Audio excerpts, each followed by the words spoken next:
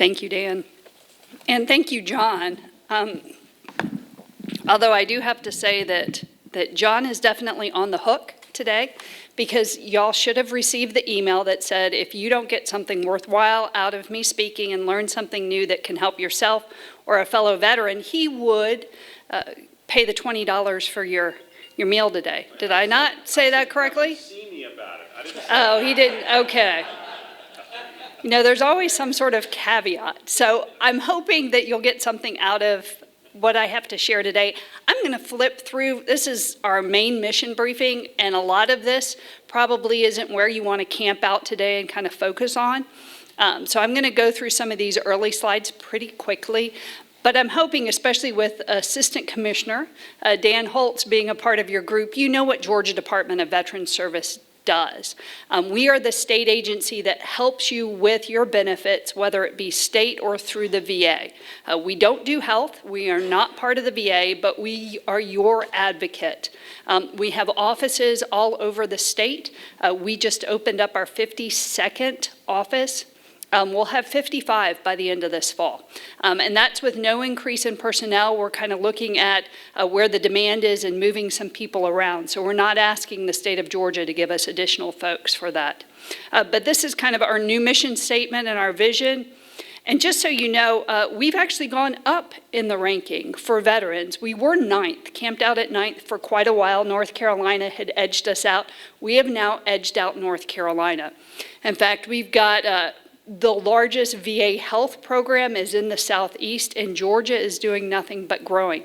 We have the largest growing population of female veterans in the nation. So a lot of things are happening here in the state of Georgia. Think about it, we're now 8th, but what most people don't realize when you talk about that compensation and the pension that we help you apply for through the VA, we're actually 5th in the nation. We account for about 70% or about $4.3 billion coming into the state by helping you fill out the paperwork for what you're entitled to, for what you deserve based on service-connected disabilities, injuries, or illness. Here's kind of what we do. So benefits, we've got a women veterans program, brand new suicide prevention program. We actually started that. We've been doing it for a while, but we have a full-time person coordinating all of our work along suicide prevention. She started in July. We have an appeals division. Many of you may have met the appeals teams. Health and memorials, I'm assuming with Dan here, you know all about our health and memorials. Education and training, our returning veterans task force, and then public information. So real quick, this is just kind of the demographics from last year. You see that we have about almost 700,000 veterans, and that's just who we know of. That's based on VA numbers. I have a group that did the same kind of analysis that we're getting ready to do in North Carolina. And now you know I just showed you that we've eked out North Carolina for veteran ranking. They came up with about 1.4 million veterans in the state of North Carolina, and we're a little bit larger than they are. So we are guessing we have about 1.5 million veterans, and we're trying to capture all that. If y'all want more details on that, I can talk about that. But you can kind of see how many people we have served via phone, in-office calls, and this was still during COVID. How many folks we've brought into our war veterans homes. Unfortunately, we've also increased the number of veteran burials we've done. That number increased significantly during COVID, and now that folks know about that great benefit, we don't see that changing. Those numbers will continue to increase. And so, just to say, we've been a pretty busy bunch. This is probably the biggest takeaway I have for you today, and I'll give you the website on the next slide. But these are all of our field offices. We cover every county in the state of Georgia. So somebody there that's been trained and accredited to legal standards by the VA, we get tested every year, is there to help you for free.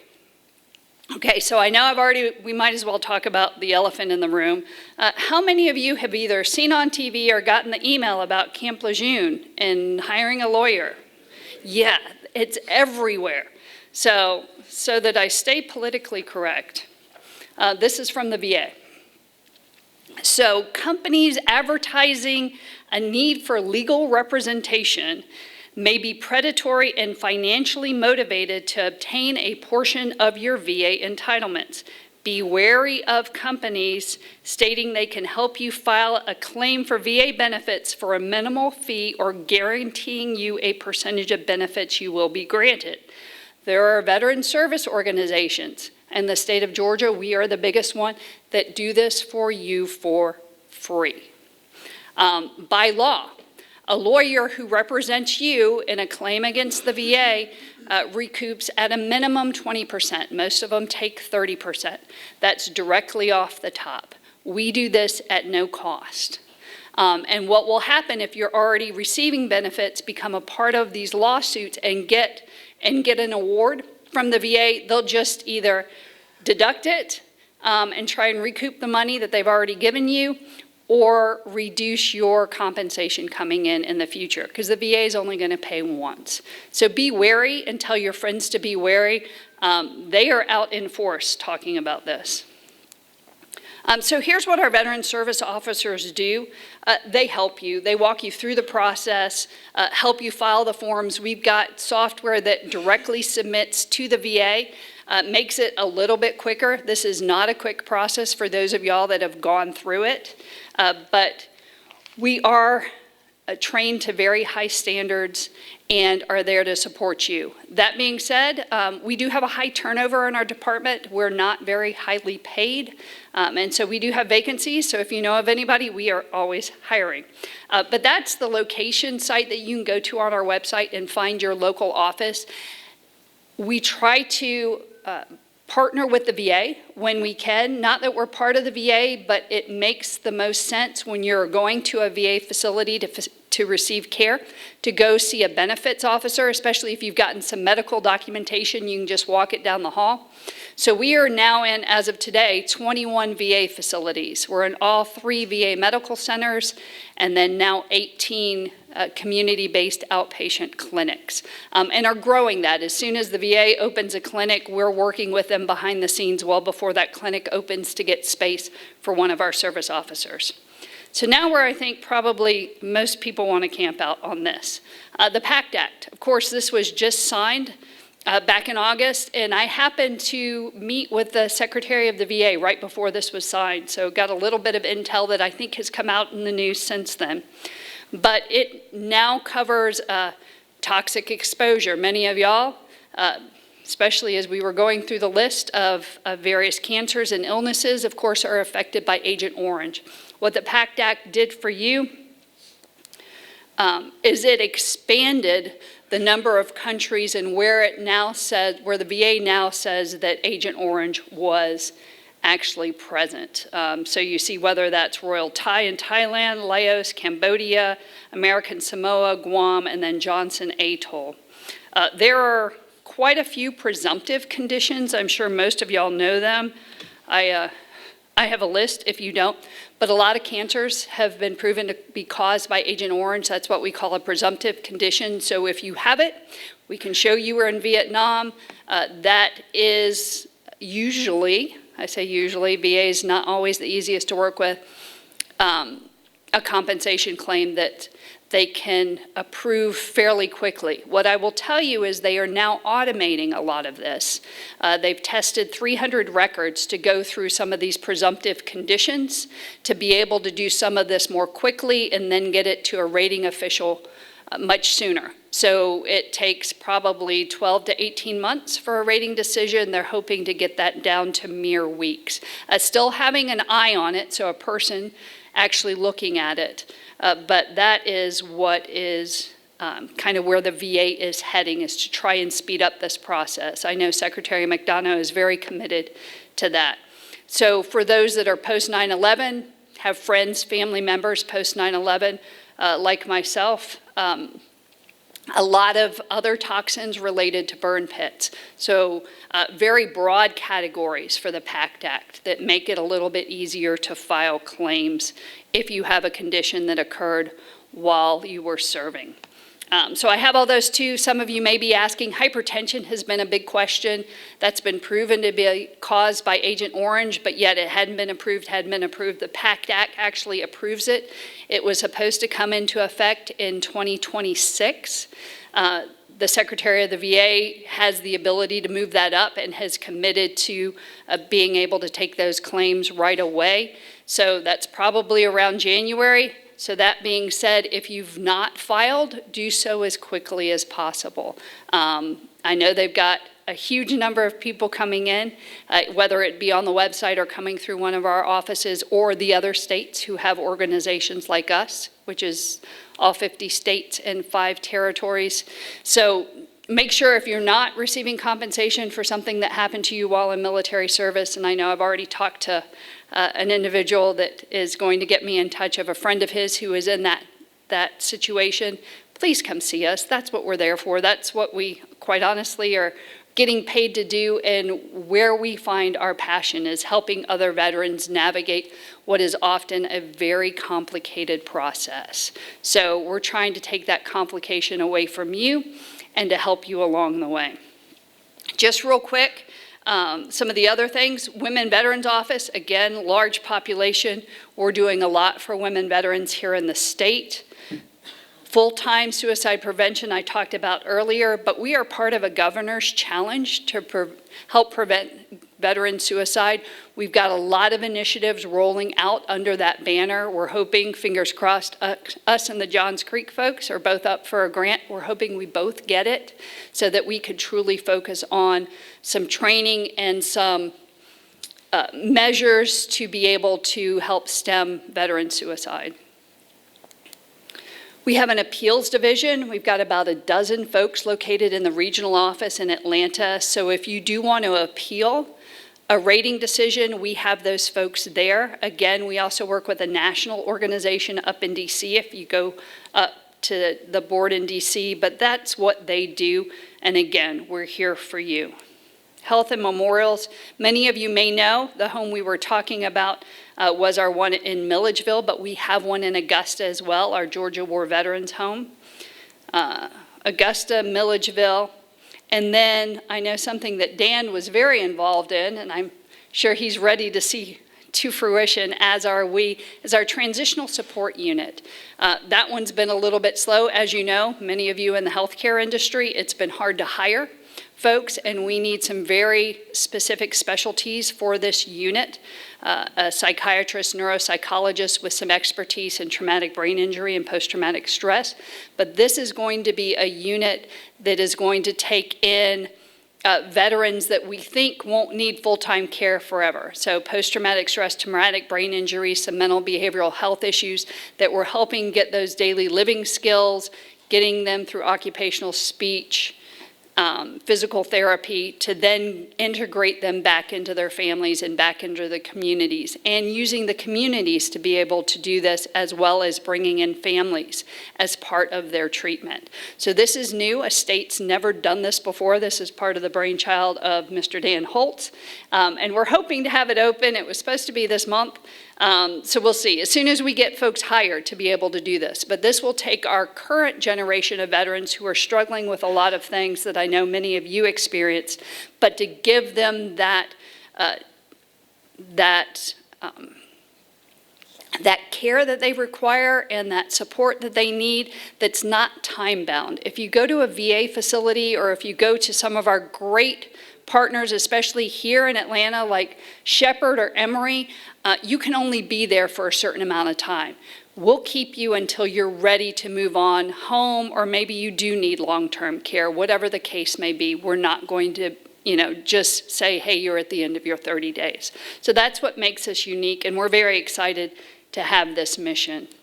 We do have 2 cemeteries. This is your eligibility criteria. Many of you already know what this is, but it does alleviate and eliminate a lot of the costs, kind of anything past that funeral home for you and your spouse or your dependent children. We have beautiful cemeteries, just like the National Cemetery in Canton. We're all held to the same standards. So you can see a picture of our wreaths. We do that as well. Here's our chapel in Glenville.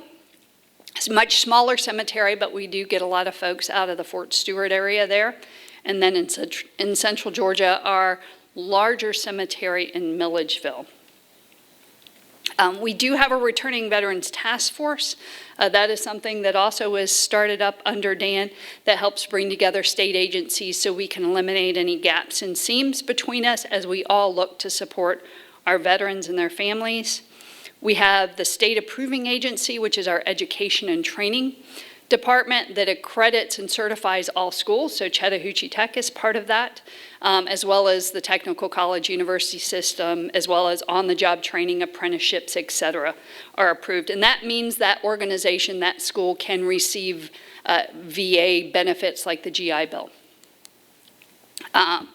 We had about almost 23,000 approvals last year for veterans enrolled in programs here in the state of Georgia. So we do have a very large group here in the state getting higher education in some form or fashion. And then our public information, we now have a newsletter. You can go to our website. We produce it every month. Of course, this month is focused on the changes with the Pact Act, if you'd like to get information. But then, of course, we do, publications, flyers, et cetera. We got a lot of that information out while we were at the We Care Fair that was mentioned earlier, but try to get out to all of the events that we are invited to help get out more information about our department and then, of course, spread what we can do for Georgia's veterans. Many of you may have already been recognized through our Vietnam veteran program. If not, please come see me. I do know there are organizations, I was at one last Friday, always putting these on. We want to make sure that y'all are recognized. While we realize it's 50 plus years late, the Department of Defense, my department, as well as the governor of Georgia want to make sure that you're recognized. And we do have a very nice ceremony, a pen, certificates, et cetera, just to say thank you. I know that many of you I met the first time I was here know that my father was a Vietnam veteran, did 2 tours there, and just hearing his experiences, while I didn't experience it myself, I do kind of understand what y'all went through when you came back from Vietnam and just the welcome that you didn't receive the way you should. So this ceremony, while it may be, like I said, a little late, tries to make up for that from the American people and from us in the state of Georgia to just say thank you for your service. And another big program we're rolling out, you see lots of new things. I know Dan already gave you that pitch, but Unite Us. Unite Georgia is a program we're rolling out in Cobb County. I do know that that is also being rolled out in Johns Creek, but this is to be able to collaborate among all of the community-based organizations, whether it's you all here or another organization you're working with, so that we can get veterans and their families to the right resources quickly. If we're all on the same platform, it's as simple as me scanning a QR code saying I'm on the verge of being homeless, food insecure, I'm looking for education, I'm looking for employment, and getting connected across the state, or coming into our office and us identifying a need, or coming into any other office. We've partnered actually with the Technical College System of Georgia and the Workforce Boards, which also falls under the Technical College, and we'll be rolling this out at around Veterans Day this year. So if you have an organization that you're a part of and would like to be one of the service providers on this, it's free to you. The state of Georgia is already paying for this. We ended up with a grant from the state to be able to roll this system statewide, specifically for veterans and their families. And we're also the first state to do this. But this will definitely shorten the time it takes to get a veteran referred. I've been using this program down in central Georgia. It was taking us about 2 weeks to connect to the right organization to help out in some very significant needs like homelessness. We got it down to less than 2 days. So this can be a game changer here in the state of Georgia. So those are kind of the new things that we're doing, as well as just to give some highlights of what we do as an organization, things you probably already knew. But if you have questions, I think we've got just a couple of minutes, and I'm going to stick around over here. I've got a few of my cards left and would be happy to answer your questions. Yes, sir. Hi, what's being done about progress on the 3-digit number for suicide prevention line? It's already rolled out, so it rolled out the end of July. 988, it's out. So if y'all don't know, suicide prevention is 988. It's now a national number, just like 911. Option 1 will get you to the Veterans Crisis Line. So if you hit 1 after you dial 988. So that is rolled out not only in the state of Georgia, but nationally. But DBHDD, our other department, has been on top of that. So yeah, thank you for bringing that up. I should have mentioned that. But that's going to be huge nationally to get folks quicker to the right resource. Yes, ma'am. Is this Camp Lejeune water issue part of the Pact Act? It is not. So it was a separate legislation that's already gone out as far as the presumptives from Camp Lejeune. Is there a deadline? No. For the Camp Lejeune? Is there a deadline for the Camp Lejeune file? There is not. And so with any of these, there is no deadline. You can apply at any time. Once you start seeing the effects of whatever you may be exposed to, Camp Lejeune was also toxins in the water. You can apply for benefits. All right, can we come to you to help get an appeal?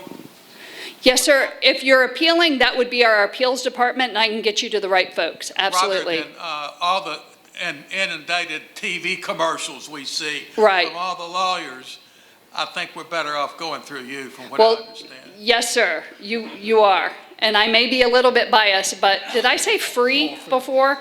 We won't take the 20% off the top. We won't reduce.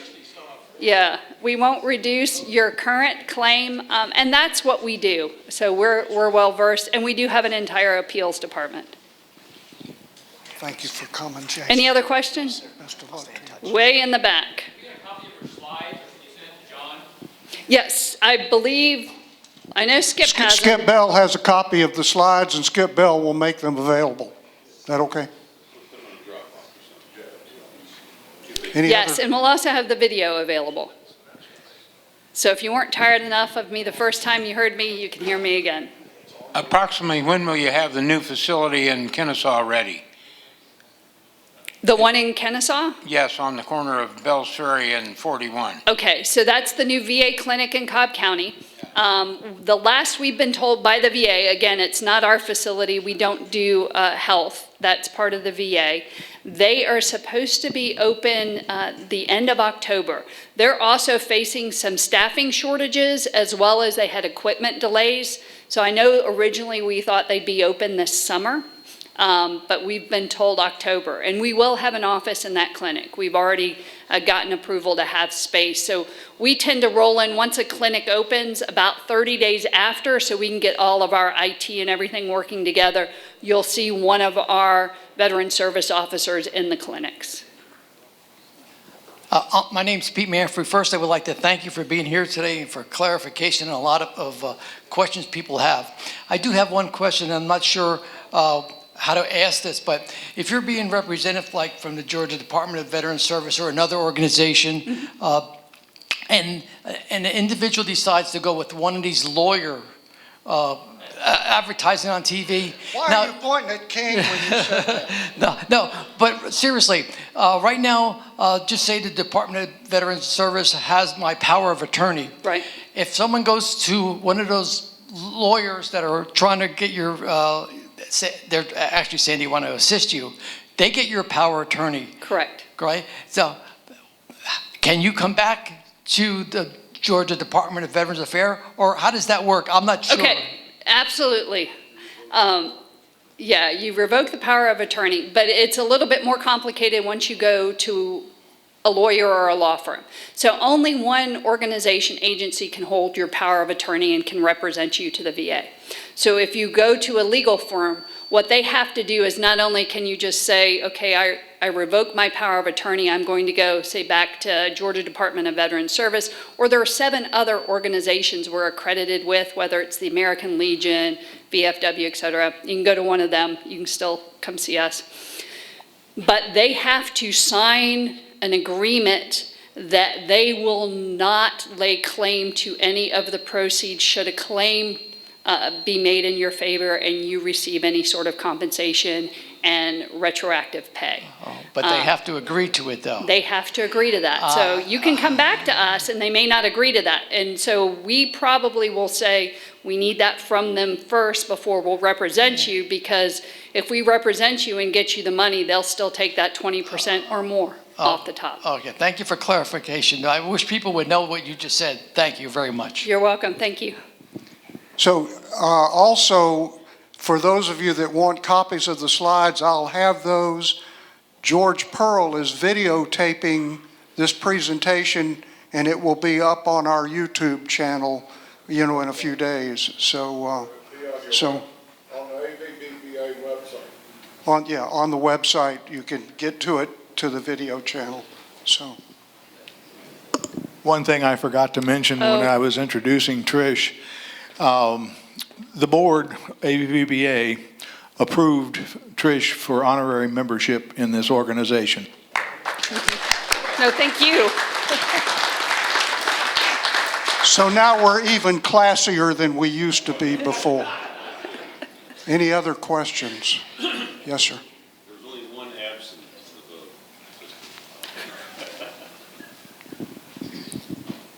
the vote. Mine's not a question. I just wanted to make a comment that the most help I've ever gotten from anybody from anywhere that had to do with veterans was Rita Barnhart. Up in our Canton office. Everybody knows Rita, don't they? Yep. Yeah. Yep. She's been doing this a long time and she's a rock star. She really is.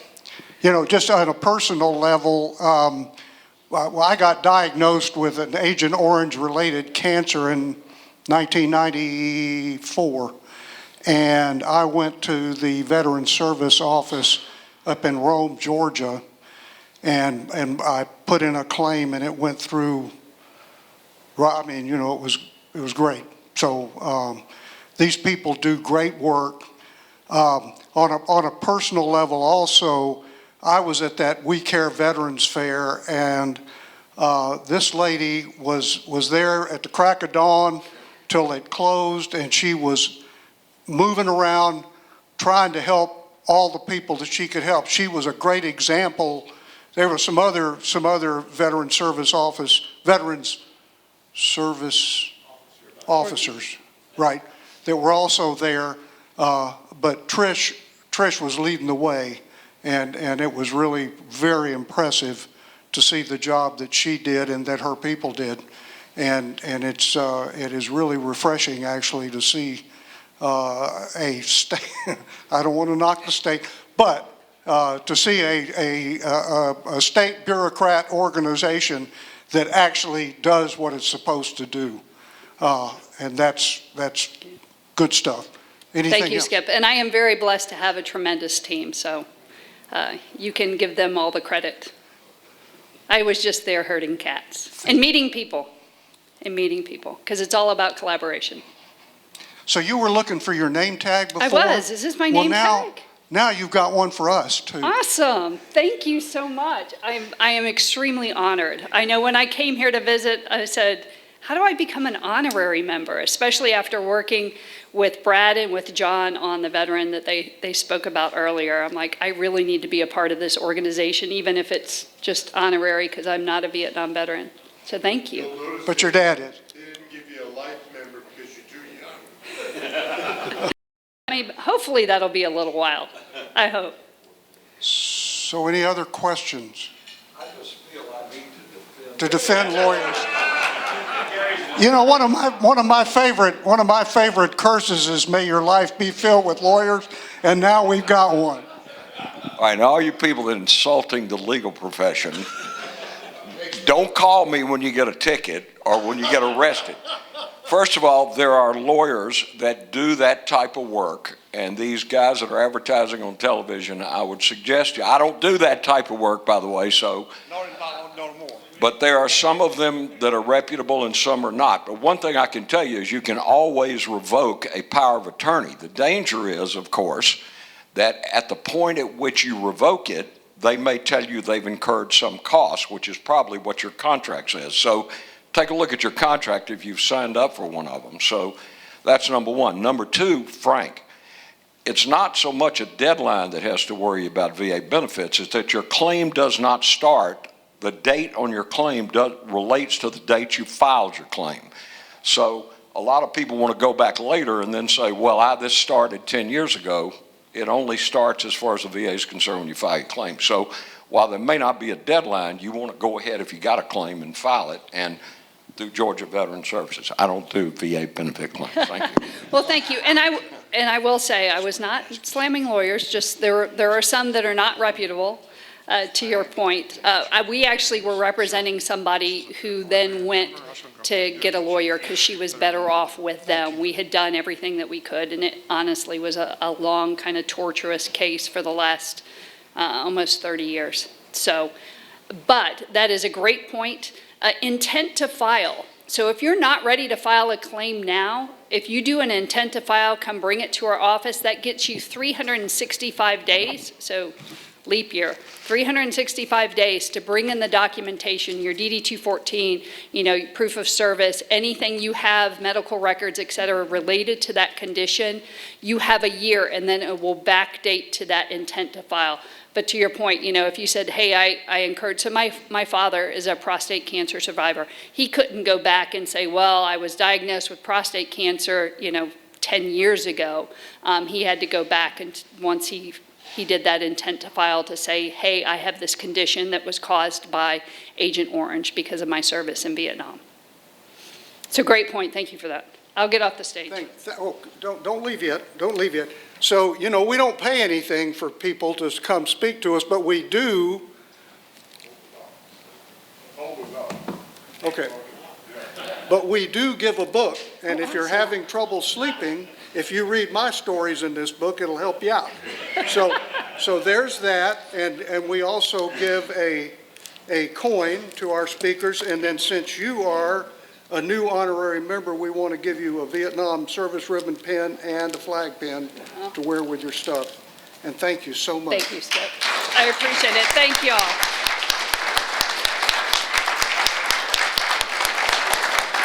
And I'm glad y'all don't pay because I don't charge and you get what you pay for, right? Thank you so much. I will definitely read this. Thank you.